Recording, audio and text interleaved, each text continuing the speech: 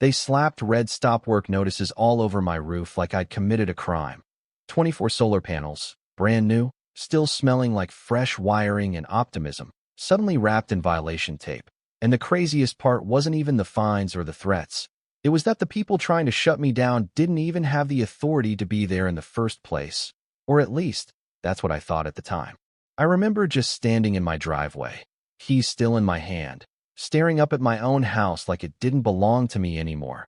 Like somehow overnight I'd crossed an invisible line I didn't even know existed. And that was the moment everything started to unravel. I live just outside a place called Silver Ridge Estates, one of those polished, picture-perfect suburban developments that look like they came straight out of a real estate commercial. Same roofs, same lawns, same beige palette pretending to be Mediterranean-inspired. My place, on the other hand, had been there long before any of that showed up. 3 acres, a low-slung ranch house my dad helped me renovate years back. Nothing fancy, but it was mine, every inch of it. And after a decade of long hours and saving where I could, I finally pulled the trigger on solar. Not to make a statement, not to disrupt aesthetics, just to cut my electric bill and maybe, I don't know, feel like I was doing something smart for once. I did everything by the book. Permits, licensed installers, inspections, the whole deal. Took almost 3 months between paperwork and scheduling. And when the panels finally went up, I'll admit it, I stood out there that first night longer than I needed to, just looking at them catching the last bit of sunlight like it meant something more than just electricity. It felt like progress, like control. So yeah, walking up to see all that taped off, it hit harder than I expected. The citation was taped right to my front door, flapping in the wind like it was proud of itself. Unauthorized solar installation. Violation of community architectural standards. Remove immediately or incur daily fines of $200. I actually laughed at first, one of those confused, this has to be a joke, kind of laughs, because there was no way, right? I didn't live in Silver Ridge. I wasn't part of their HOA. I had no agreement with them. No dues, no signatures, nothing. Still, something about it didn't sit right, so I made the call. The number at the bottom of the notice connected me to a man named Daniel Hargrove, HOA president. His voice had that polished, practiced tone, like someone who'd spent a lot of time telling people what they could and couldn't do without ever having to deal with consequences himself. "Mr. Carter," he said, dragging my name out like he already didn't like me. "Your installation has been flagged as non-compliant with the visual standards of Silver Ridge Estates." "I don't live in Silver Ridge," I said, keeping my voice steady, even though I could feel something tightening in my chest. "My property isn't part of your HOA." There was a pause, not long, just enough to feel intentional. "That may have been the case previously," he replied, smooth as ever. "However, recent county ordinances require that all visible exterior modifications within designated development zones receive architectural approval." That's when my confusion started turning into something sharper, irritation, maybe.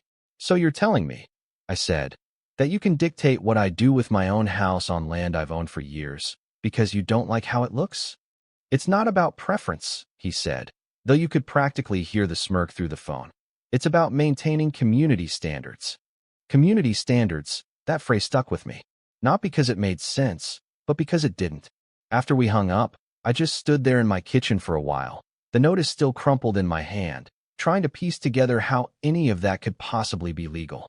I've dealt with permits, zoning, all that stuff before. Nothing about this felt right. But at the same time, it sounded official enough to make you second-guess yourself. And I think that's what bothered me the most. It wasn't just about the panels anymore. It was about someone trying to convince me I didn't have the rights I thought I did. That night, I barely slept. I kept replaying the conversation in my head, the way he said it, calm, confident, like he knew something I didn't.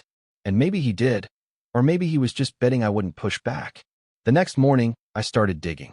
County records, zoning maps, ordinance updates, anything I could get my hands on. It took hours, more coffee than I cared to admit, and a couple of moments where I almost convinced myself to just give in, take the panels down, avoid the headache. But something in me wouldn't let it go. Maybe it was pride, maybe it was stubbornness, or maybe it was just the realization that if I backed down now, it wouldn't stop here. And then I found it. Buried in a recent county update, pages and pages of legal language that probably most people would never read. There it was, a clause stating that homeowner associations could not prohibit or restrict solar energy installations, even within their own jurisdictions, let alone outside of them. I read it 3 times just to be sure. They weren't just overstepping, they were bluffing. And that's when the whole thing shifted. Because once you realize someone's trying to bully you with something they know isn't real, you stop playing defense. You start thinking about how far they've pushed their luck and what happens when that gets exposed. Now, here's the part that probably makes this whole story what it is. Silver Ridge Estates had a reputation. Not the kind people talked about openly, but the kind you hear in passing. Contractors shaking their heads, inspectors making offhand comments, stories about how quickly the whole neighborhood went up. Too quickly, some would say. Cheap materials, rushed timelines, corners cut just enough to pass, but not enough to last. I didn't think much of it back then, but sitting there, staring at that ordinance, something clicked. If they were willing to bluff about something this obvious, what else were they cutting corners on? And more importantly, what would happen if someone decided to take a closer look? That thought stayed with me longer than it should have. Because at that point, it wasn't just about my roof anymore. It was about theirs. That thought didn't just pass through my head and disappear. It lingered, settled in, started connecting dots I hadn't really paid attention to before. You ever have one of those moments where something small flips a switch and suddenly everything around it looks different, like you've been seeing it the whole time, but not really noticing? That's what this felt like. Silver Ridge had always seemed a little too perfect on the surface. Fresh stucco, uniform roofs, clean sidewalks. But if you talked to the right people, you'd hear the cracks, literally and figuratively. A couple years back, I'd hired a contractor named Luis to help reinforce part of my barn roof after a storm. Good guy, been working in the county for decades, and I remember him mentioning Silver Ridge offhand while we were taking a break. He didn't say much, just shook his head and said, "They built that place fast, too fast. I wouldn't trust half the wiring in those houses." At the time, I didn't think twice about it. Developments go up quickly all the time, right? But now it came back with weight. So I called someone I hadn't talked to in a while, Ethan Morales. We'd gone to high school together, lost touch for a bit, then reconnected years later when I found out he worked as a county electrical inspector. Not the flashy kind of job people brag about, but the kind that actually keeps things from burning down when no one's paying attention. He picked up on the second ring. "Well, damn, Carter," he said, laughing. "Either you're in trouble or you need a favor." "Maybe both," I said. We ended up meeting that evening at a small bar just off Route 9, the kind of place with scratched-up tables and a bartender who doesn't ask too many questions. It felt easier to talk there, less official, more honest. I didn't come right out and tell him everything at first. I just asked general questions, new developments, inspection processes, how things slip through the cracks. He leaned back in his chair, took a sip of his beer, and gave me that look, like he already knew where I was going. "You'd be surprised what passes when there's pressure to approve occupancy," he said. "Developers push timelines, inspectors get overloaded, and suddenly things that should fail don't. Especially electrical. People don't see it, so they don't question it." "What kind of things?" I asked. He shrugged. "Undersized panels, bad grounding, wiring that barely meets minimum code, or doesn't.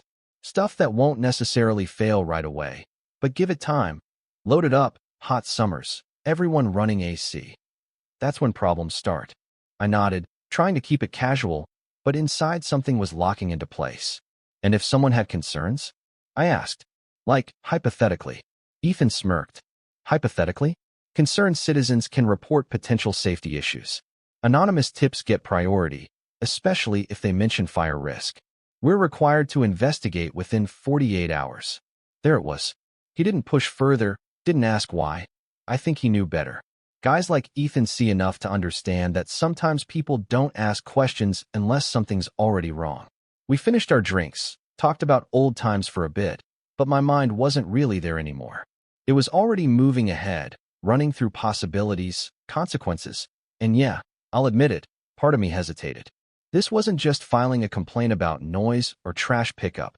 This would bring real attention, real disruption. Families live there. People who had nothing to do with that HOA nonsense. But then I thought about the call. The tone in Daniel's voice, the assumption that I'd just roll over because he sounded official enough. The way they'd walked onto my property, slapped notices on my house like they owned it. Not even a conversation first. That wasn't a misunderstanding. That was control.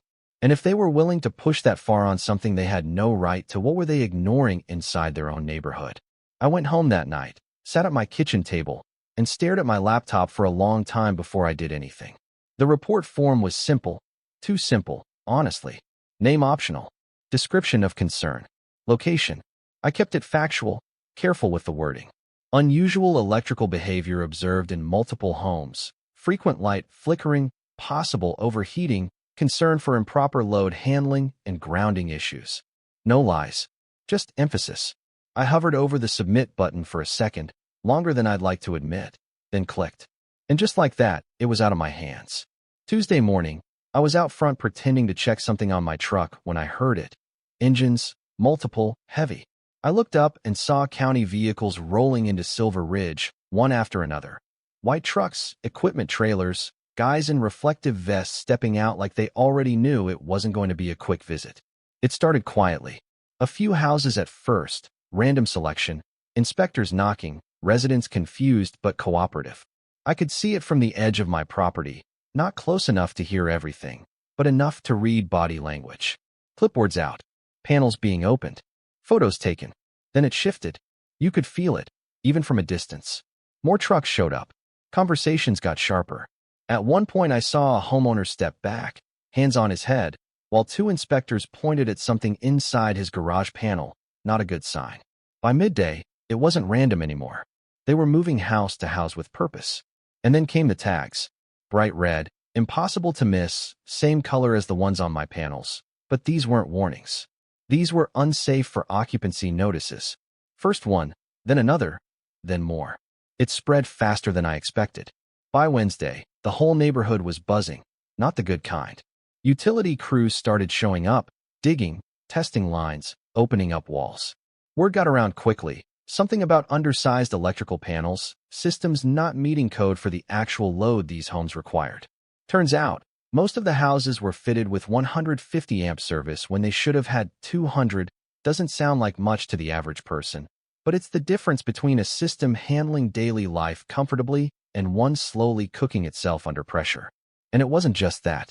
Grounding issues, improper connections, junction boxes that looked like they'd been rushed through by someone watching the clock instead of the work. Stuff that might hold up under light use. But push it, stress it, and you're flirting with fire. By Thursday, it was chaos. 16 homes officially red-tagged. Power restrictions across the entire development. People running extension cords, generators humming in driveways, kids sitting on front steps while crews tore into walls behind them. The constant noise, drills, saws, jackhammers, started at sunrise and didn't stop until well after dark. Silver Ridge, the perfect neighborhood, looked like a construction zone overnight. And I won't lie to you, standing there, watching it unfold, I felt something I'm not entirely proud of. Not guilt, not exactly satisfaction either.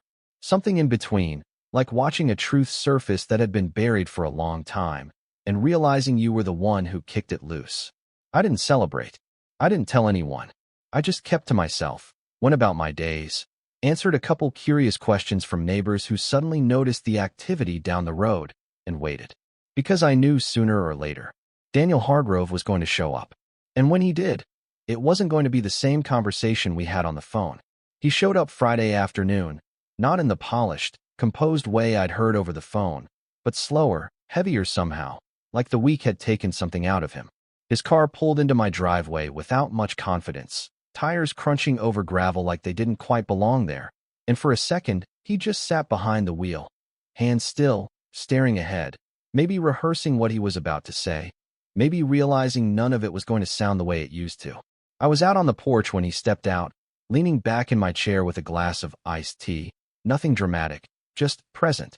From where I sat, you could see straight down towards Silver Ridge, half the street torn open, utility trucks lined up like a parade no one asked for, workers moving in and out of houses with cables and panels, the constant hum of generators filling the air like background noise that wouldn't shut off. Daniel walked up slower than I expected. No clipboard this time. No confident posture. Just a man trying to hold on to whatever authority he had left. "Mr. Carter," he said, but there was no edge to it now, No performance, just fatigue. I gestured to the empty chair across from me. Have a seat. He hesitated for half a second, then sat down, adjusting his sleeves like that might somehow put him back in control of the situation. We didn't speak right away, just sat there with the noise from his neighborhood drifting up the hill between us. Quite a view, I said after a moment. He followed my gaze, jaw tightening slightly, as another jackhammer kicked in down the road. You could almost see the regret flicker across his face, not just about me, but about everything spiraling out of his control. This inspection situation, he started, choosing his words carefully, has created some unexpected challenges for our residents. I nodded slowly. Safety issues usually do. That one landed. Not hard, not loud, but enough. He exhaled, leaned forward, elbows on his knees. Look, I'm not here to argue. I think we can both agree things may have escalated unnecessarily. I couldn't help it. I smiled a little, not mocking, just honest. You came onto my property and told me I didn't have the right to put panels on my own roof. He winced slightly, like hearing it out loud made it worse. There may have been a misinterpretation of the ordinance. No. I cut in, calm but firm. There was a bluff. And it didn't work. Silence settled in again, thicker this time. A generator somewhere down the road sputtered, then roared back to life. Daniel rubbed his hands together, like he was trying to warm them. We're dealing with a very serious situation down there. Residents displaced, major repair costs. It's not something we anticipated. I'm sure it's not, I said, taking a sip of my drink, letting the moment breathe just enough to make the point without pushing it. He glanced at my roof then, the panels still sitting there, quiet, untouched, doing exactly what they were supposed to do. About your installation, he said finally, we're prepared to reevaluate our position. There it was. I didn't respond right away. Just let him sit with it. What does that mean? I asked. It means, he said, choosing each word carefully now. The HOA will withdraw any and all objections related to your solar panels. We'll also cover any financial losses you incurred due to delays. And we can issue a formal statement clarifying that renewable energy installations are exempt from architectural review moving forward. He paused, then added, quieter, publicly. That part mattered more than anything else he said. Because this was never just about me getting my panels back online. It was about making sure no one else got pushed around the same way. I leaned back in my chair, looking past him toward the mess his neighborhood had become. For a second, I thought about all the people down there. The ones dealing with the noise, the repairs, the disruption, people who had bought into something they thought was stable, only to find out it wasn't built as solid as they were told. And yeah, I won't pretend I didn't feel something about that. But I also thought about how easily power gets used when no one pushes back, how quickly standards turn into control and control turns into entitlement. This doesn't happen again, I said, meeting his eyes. Not to me. Not to anyone else outside your HOA. You stay in your lane. He nodded immediately. Understood. And the statement, I added, I want it clear. No vague language. No loopholes. You have my word. I held his gaze for another second, then gave a small nod. All right. That was it. No handshake. No dramatic ending. Just an understanding, one built on the fact that things had already gone too far to pretend otherwise. He stood up, looking older than he had when he walked in. Like the week had finally caught up to him. I'll have the paperwork sent over by Monday. I'll be here, I said. He turned, walked back to his car, and drove off.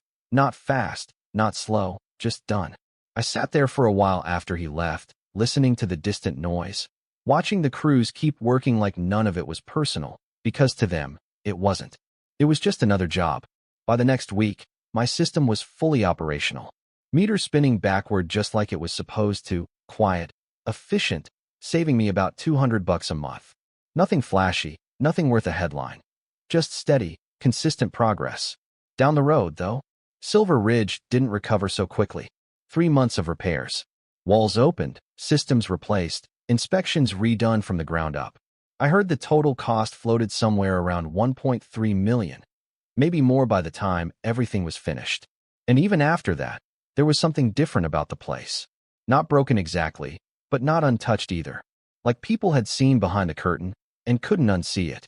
As for me, life went back to normal, more or less. Work, home, quiet evenings on the porch, but every now and then, I'd catch myself looking out toward that neighborhood, thinking about how close I came to just taking those panels down and avoiding the whole mess. Would have been easier, quieter, probably would have saved a lot of people a lot of trouble. But then again, some things don't get fixed until someone forces them into the light. So I don't know. Maybe I pushed too far. Maybe I just pushed back. Guess it depends on who you ask. So let me ask you this. If you were in my position, standing there, looking at your own home being treated like it wasn't yours, would you have taken the panels down and kept the peace? Or would you have done exactly what I did and watched the whole system get tested? Drop your thoughts in the comments. I'm genuinely curious where you land on this one.